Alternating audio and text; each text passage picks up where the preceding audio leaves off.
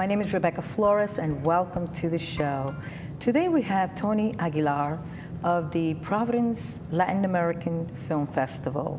The executive director is here to discuss some of the things about the festival that's coming up this year, September 15. Hi, Tony, how are you? Well, thank you for having me. I want to say welcome to the show. Thank you. And tell us a little bit about the Providence Latin American Film Festival and what is your role? I'm the executive director of the Providence Latin American Film Festival this year, but I've been involved for about 5 years. First, I became a volunteer. Then I was elected to the board of directors, and after that, I became chairman of the board of directors. And this year, I've been elected as executive director. So I'm really happy and honored to be part of such a great organization. It's been in existence for about 19 years. Oh, has it? And yes, and through the years, they've shown about 670 or so films, most of them coming from all places throughout the world. For the first time, being shown in Rhode Island, which is a great feat. So we're really happy about that. What is the type of film you look for when putting together the festival? Well, most of our films are independent films. They're not the type of films you will find, Hollywood-style type of films. They usually have a theme, some sort of redemptive quality to the story, something that basically will make you think or laugh, or sort of a topic that will sort of stay with you once you come out of the theater. We want people to sort of shake them a little bit and sort of say, "Wow, that was a great film." You want them to feel. Sure. So there's a little bit of crying, a little tear jerking. Well, some people do, I guess. But also beyond that, we want to sort of show the vitality of the new cinema of Latin film. And that is something that we strive to, because some people might think or perceive this Latin film as being a little outdated or whatever, not even up to date. But some of the films, all the films that we show are really up to date. And as you can see we'll see some of the clips tonight, you'll see that they really stand up to that. Are they documentaries based on a true story? We do have a couple of documentaries this year. One is from Argentina, and one is from the US. The one from the US is in English, and it's by a well-known supermodel. Her name is Christy Turlington Burns. And she used to be a Calvin Klein model. But now it's her debut, and we're happy to have it. It's our world premiere, actually, at least for Rhode Island premiere, I should say. Now, are your films in English and in Spanish, or just Spanish? Sure, most of them are in Spanish with English subtitles. Few are all English, and we encourage our people, our audience, to come, and obviously, people who are Spanish-speaking obviously learn a little bit of English, and those who are English-speaking to learn a little bit of Spanish, so there's always a back and forth. But most primarily, they are in Spanish. So what countries do these films come from? Represent in overall? Sure. We try to represent all the countries throughout Latin America, Spain, and Portugal, and also U.S. filmmakers, obviously local. But we don't seek out exactly a country. What we seek out is the best films for that year. And we get over 100 films submitted, and we view all of them at this, and we have a panel of people to select those films. And we choose really the films that are the best films that we can actually afford, because people think that they're free, but they're not free as for us to use. And so whatever we can afford, some of them are very expensive to get, and some of them are, for whatever reason, we get lucky to get them. For example, our opening night film is La Lluvia También, which is a film, it's a co-production of Colombia and Spain, starring Gael Garcia Bernal, who has starred in Motorcycle Diaries, a well-known Mexican actor. And this film was Spain's contribution to the Oscars for 2011. Oh. And the Providence Latin American Film Festival is one of the few that are able to show this film. So really happy and excited to show it for the first time in southern New England, really. So it's coming from Germany. It premiered in Germany in the Biennale, and it's went into Toronto, then it's actually coming here. Wow, So, Germany. Yeah, so it's Interesting. exciting. It's really exciting. So where is the film festival this year? Luckily, also, we have 4 venues. We have RISD Auditorium. Okay. RISD has been a steadfast supporter for our film festival. And this year, we also have URI in Providence. Another steadfast supporter is Bryant University in Smithfield. And also coming for the first time, Providence College. We're really happy to have them, yes. So we're going to show 4 films there, and we're really excited about that as well. All on the same date, or is it? We have basically our opening night is Thursday, September 15th, which Okay. is also the kickoff for the Hispanic Heritage Month celebration for the whole state. And we are the lead art and culture event for that evening. So, but it's Thursday through Sunday, so it's a 4-day event. What time Thursday? Thursday opening night we have a red carpet actually at 6 p.m. at RISD Auditorium, and we have a film showing about 7 o'clock. So it's 6 p.m. Thursday, September 15 at RISD Auditorium, please. Yes. Okay, so how many board members? It's a nonprofit organization. We're a nonprofit, and all the money that we collect from grants or ticket sales and whatever not goes to basically to support the films in terms of getting them secure to bring them to Rhode Island. And we have this year we have 7 board members, and we're seeking for more. So anybody out there who would love to support the arts, to see your show, okay, would love to have them. So out of all the films, do you have a favorite? It's like saying, do I have favor of a child? All of them are great films. Okay. Obviously, the themes are so diverse. We have a film from Brazil that is a sort of documentary style. It's about ballet, about 2 kids who are struggling, their family struggling to pay for their shoes, ballet shoes, and it's a great story we can all relate to in terms of giving our kids are the best that we can for them to go on to bigger and better things. So that is a wonderful story. When I first saw it, I'm like, wow, that is a great story that really should be shared by for everybody. But also our opening night film and our closing night film are also equally as enthralling and thrilling and so on. So it's really, each one is a gem, really. So you do have documentaries of children's films as well. Children, this year we don't have, when I think of children, someone is 12 and younger, this year we do not, unfortunately. I do strive to find films within that category.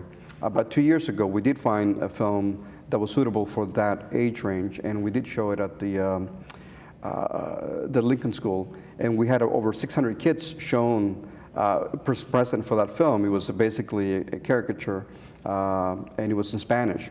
And we had 600 kids basically laughing to the film, and that was a wonderful event. What age group?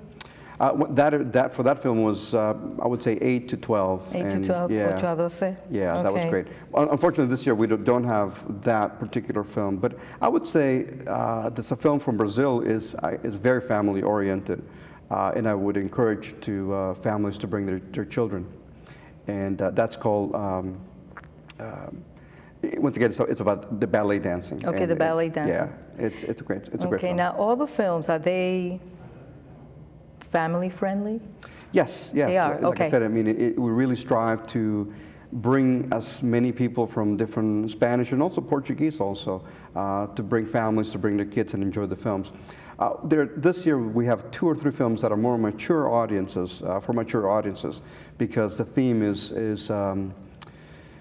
things happen in the world that are, obviously, the themes are a little more mature, and Sure. we have placed those films more later in the evening time.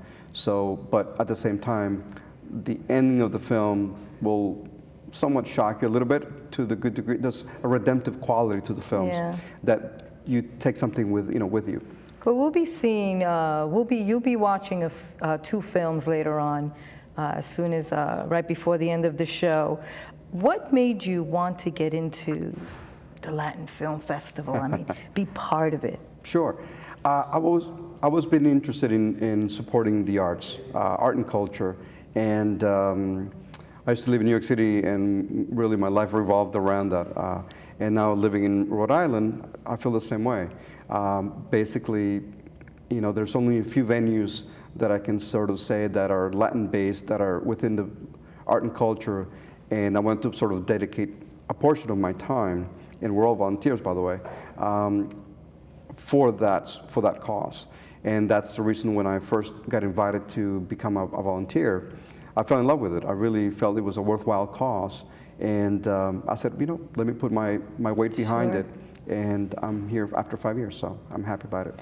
Again, the Providence Latin American Film Festival the opening will take place on Thursday, September 15 at 6 p.m. at the Rhode Island School of Design Auditorium. And thereafter, when is it in Bryan? When is it at Providence College? Sure. What days were those? That's Thursday, our opening night film Okay. at RISD Auditorium, as you mentioned. On Friday, we have URI in Providence campus. Okay. And also we have Bryan University. And then Saturday, it'll be our busiest day because all 4 schools will be showing films. Wow. And then, yes, so that'll be a challenge, but it's That'll always be fun. nice. And then we have, on Sunday is our closing day, and we have 2 films. We have Bryan University and RISD Auditorium again. And RISD Auditorium will basically have our closing night film with a film called Sin Retorno, which is from Argentina. And when I first saw the film, it's a thriller, by the way, and I could not stop watching the film, and there was about 4 people watching it with me, and they're very savvy panelists, and we could not, it really kept us on the edge of our seats, and I said, wow, this is a great film. The moment it ended, it was like, we all knew that it had to be part of it. Sure. Now, for those of you who would like to tap into the Providence Latin American Film Festival website, it's www.plaff.org. Again, www.plaff.org, Providence Latin American Film Festival. Okay, for further information and as far as the filming, when does it start, the ceremony, you'll have to tap into the website. Tell us a little bit more about the Providence Latin American Film Festival. What is the whole purpose of it? Sure. Our mission statement basically is to enlighten people that are not from Latin America about the culture and the art of filming, basically. And we try to bridge the 2 cultures through the arts and through film. And I think film is a very accessible medium that people can sort of, dive into and understand. The moment you see images on the screen, we can sort of relate to characters on the screen, and we somehow put ourselves in the middle of a story. And it's a very easy medium to understand. So that's, I think it's a very worthwhile to pursue that cause in terms of bridging cultures from U.S. and anywhere within the Latino, the Spanish or Portuguese speaking worlds. So that's really the role of the film festival, is to bridge cultures and we understand each other more and hopefully create a better society, Sure. but we understand each other more. So that is really the crux. Understand each other's culture. Absolutely. Now, I remember the second time I went to one of the Latin film festivals was when they had Antonio Banderas. Yes. And yes. Michelle. Yes. Michelle Pfeiffer. That was the last. Wow. Yes, that's That was about 6 years ago, maybe more. Maybe a little more, yeah, about 10 years ago. And before that, they had Anthony Quinn. Yes, the late Anthony Quinn was the late a great Anthony supporter Quinn. to us. Was he originally from Bristol or Barrington? I'm trying to remember. I think Barrington. I think Barrington. His family still resides there.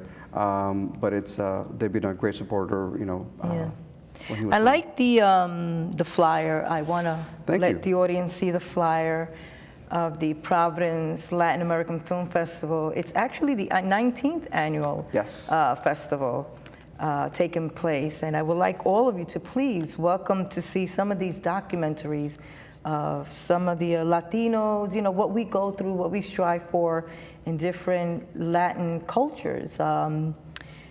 We welcome you on September the 15th at 6 p.m. at the Rhode Island RISD Auditorium, actually, at 6 p.m. on a Thursday. And this will continue until September 18, which is on a Sunday.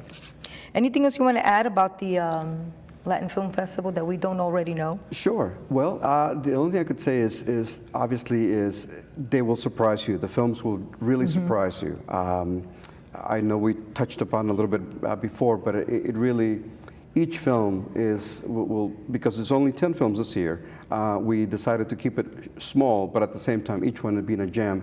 I highly recommend people to see as many as possible. I guarantee you that the themes are so varied in terms of documentary or full feature, but at the same time, young, old, different religions. We have also one film from a woman director from Guatemala, which you hardly see anywhere, that is so new. That I think when women are being basically, empowering themselves to create great films. As Latino cultures, we think of machismo and so on, but you know what? Some of those women directors are really creating amazing films. Oh, yeah. And we have, There's a lot of great women Latino writers. You kidding me? Sure. Yeah. So we have one of the films, and she is really a go-getter, and I'm really happy to have this film. The name of the film is called Cápsulas, and it is really an amazing film. Now, you as the executive director, because you mentioned there's only 10 films. Yes. 10 films is a lot. Well, for me anyway, for a weekend. Sure. If some people actually might see this as not enough. Some film festivals have hundreds of film within 2 weeks of span of time, and yes, that can be very challenging for anybody. But within the 10 films, if you decide to see 4 or 6. Believe me, they go very fast because they really grab you and you really dive into each of the stories. You'll say, gee, that's a great